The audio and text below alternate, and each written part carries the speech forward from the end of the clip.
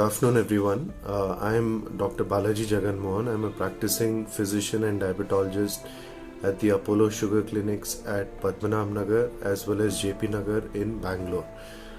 Today I just wanted to give a small message on the World Diabetes Day, which is celebrated on the 14th of November every year. And the theme for this year's World Diabetes Day is Nurses Make a Difference. So definitely a big salute to all the nurses across the world who have sacrificed their life, especially during these times of the pandemic, in trying to extend optimal care for non-communicable diseases like diabetes. As far as my practice is concerned, I rely a lot on the nurses. Right from the time the patient walks into the clinic, they have to take all the anthropometric readings. They will have to take a careful history, especially of hypoglycemia, the medications, whether it is the anti-diabetics, antihypertensives, or the other medicines for the heart and kidney, and then they will have to come and present the history to me.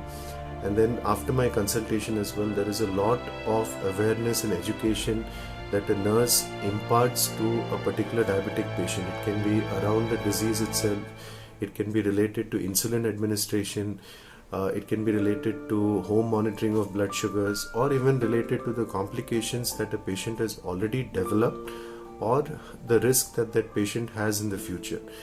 Also, what happens many a times now, especially during these pandemic times, telemedicine is very commonly practiced. So for me, as far as my practice is concerned, my nurses are the first line of contact for the patient before they reach out to me. So a lot of issues with regards to the patient are addressed by my nurses itself. Many a times the patients will call about certain medications that they're not familiar about the dosing. It can be related to hypoglycemia or even something to do with the insulin administration or the insulin devices if they're not very familiar with. So apart from this, nurses are also involved throughout in terms of doing screening camps, in terms of being available for the patient whenever possible, even after the clinic hours.